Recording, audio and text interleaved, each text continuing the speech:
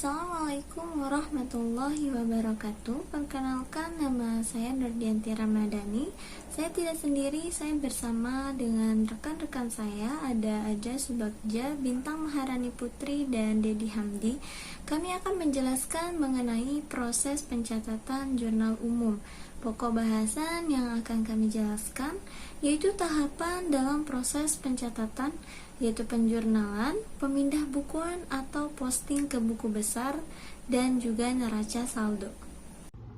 Jurnal umum. Jurnal umum adalah sebuah jurnal yang dipakai untuk mencatat semua jenis bukti transaksi keuangan yang muncul dari semua transaksi keuangan suatu perusahaan dalam periode tertentu. Secara etimologis, kata jurnal berasal dari bahasa Prancis, yaitu jour, yang artinya hari.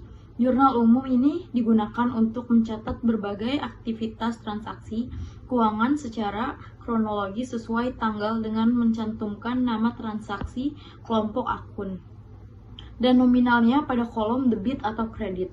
Jadi, pengertian jurnal umum secara singkat adalah sebuah jurnal yang dipakai untuk mencatat semua transaksi keuangan yang terjadi dalam periode tertentu untuk kemudahan pengelolaan uang baik bagi pihak internal maupun eksternal organisasi. Fungsi jurnal umum. 1. Fungsi historis. Dalam jurnal umum, semua transaksi yang terjadi dicatat berdasarkan tanggal transaksi. Dalam hal ini, jurnal umum menggambarkan aktivitas suatu perusahaan setiap hari secara berurutan dan terus-menerus. Dengan kata lain, jurnal umum disebut memiliki fungsi historis karena dilakukan secara kronologis dan sistematis. 2. Fungsi pencatatan. Semua transaksi yang terjadi pada perusahaan dicatat dalam jurnal umum. Dengan begitu, maka perusahaan, modal, biaya, kekayaan, dan pendapatan harus dicatat terlebih dahulu ke dalam jurnal umum agar pembuatan laporan keuangan perusahaan dapat dilakukan dengan baik. 3. Fungsi analisis. Semua pencatatan transaksi yang dilakukan dalam jurnal umum adalah hasil analisis transaksi berupa kredit dan debit yang terpengaruh.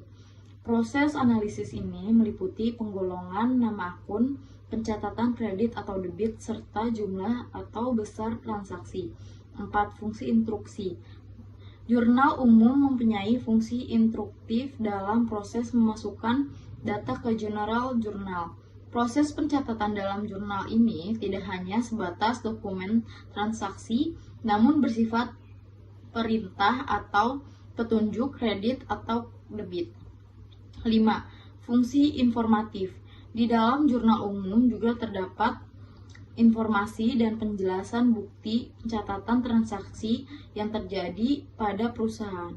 Keseluruhan akun dimiliki perusahaan disebut buku besar. Dalam buku besar terdapat semua informasi mengenai perubahan di tiap-tiap saldo akun. Buku besar umum memiliki akun-akun aset, liabilitas, dan ekuitas. Buku besar memperlihatkan saldo untuk tiap-tiap akun dan perubahan saldo pada akun-akun tersebut. Memindahkan ayat jurnal ke akun buku besar disebut pemindah bukuan. Tahapan dari proses pencatatan ini mengakumulasikan dampak transaksi yang telah dijurnal ke masing-masing akun individual. Neraca saldo atau trial balance adalah kode akun dan saldonya pada suatu waktu. Biasanya perusahaan menyiapkan neraca saldo di akhir periode akuntansi. Akun-akun disusun berdasarkan urutan mereka dalam buku besar. Saldo debit muncul di sisi kiri dan saldo kredit muncul di sisi kanan. Neraca saldo membuktikan persamaan simetris matematis debit dan kredit setelah pemindah bukuan. Neraca saldo juga memperlihatkan kesalahan penjurnalan dan pemindah bukuan. Adapun tahap-tahap dalam menyiapkan neraca saldo yaitu yang pertama, kumpulkan semua judul akun dan saldonya. Yang kedua, jumlahkan kolom debit dan kredit. Dan yang ketiga, buktikan persamaan pada kedua kolom. Ilustrasi proses pencatatan. Di sini kami akan mencoba membahas salah satu contoh soal, yaitu Karashin, seorang akuntan yang memiliki izin praktik. Di bulan pertama operasional bisnisnya terdapat kejadian-kejadian dan transaksi-transaksi sebagai berikut di bawah ini. Pada tanggal 1 Mei, para pemegang saham menginvestasikan uang tunai sebesar 20.000 euro dan mendapatkan saham biasa. Dari kejadian tersebut, maka di dalam jurnal umum, akun kas bertambah di debit dan modal saham atau saham biasa bertambah di kredit. Pada tanggal 2 Mei, Karashin merekrut seorang sekretaris merangkap resepsionis dengan gaji 2.000 euro per bulan. Dalam kejadian ini belum ada transaksi bisnis, hanya ada kesepakatan antara pekerja dan pemberi kerja. Jadi tidak diperlukan analisis debit kredit karena tidak terdapat pencatatan akuntansi.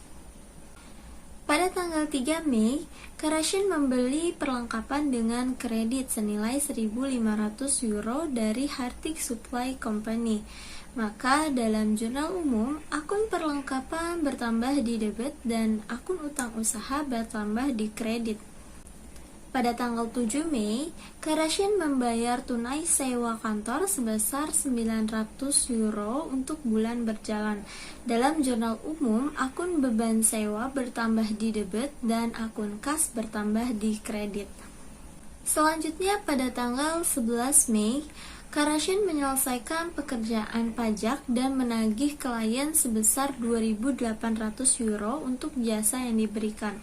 Maka dari kejadian ini, dalam jurnal umum, akun kas bertambah di debit dan akun pendapatan jasa bertambah di kredit. Selanjutnya, pada tanggal 12 Mei, Karashin menerima uang muka sebesar 3.500 euro untuk penugasan konsultasi manajemen.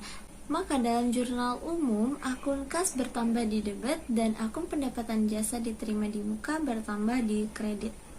Pada tanggal 17 Mei, Karashin menerima uang tunai sebesar 1.200 euro untuk jasa yang diberikan untuk Lucille Company. Maka dalam jurnal umum, akun kas bertambah di debit dan akun pendapatan jasa bertambah di kredit. Selanjutnya pada tanggal 31 Mei, Karashin membayar gaji sekretaris merangkap resepsionis sebesar 2.000 euro untuk bulan berjalan. Maka dalam jurnal umum, akun beban gaji dan upah bertambah di debit dan akun kas bertambah di kredit. Terakhir pada tanggal 31 Mei, Karashin membayar 40% dari total utang kepada Hartig Supply Company.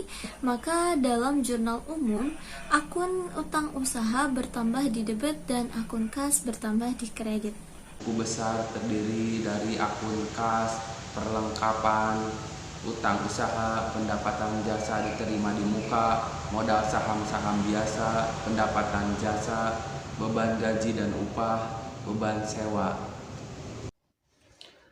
Neraca saldo dari Karashin pada tanggal 31 Mei 2014. Pada akun yang pertama yaitu ada akun kas 24.000 di debit, yang kedua perlengkapan 1.500 di debit, yang ketiga utang usaha 900 di kredit, yang keempat pendapatan jasa diterima di muka 3.500 di kredit, yang kelima modal saham-saham biasa 20.000 di kredit, yang keenam pendapatan jasa 4.000 di kredit, yang ketujuh beban gaji dan upah 2.000 di debit, dan yang terakhir beban sewa 900 ada di debit dengan jumlah 28.400 baik di debit maupun di kredit.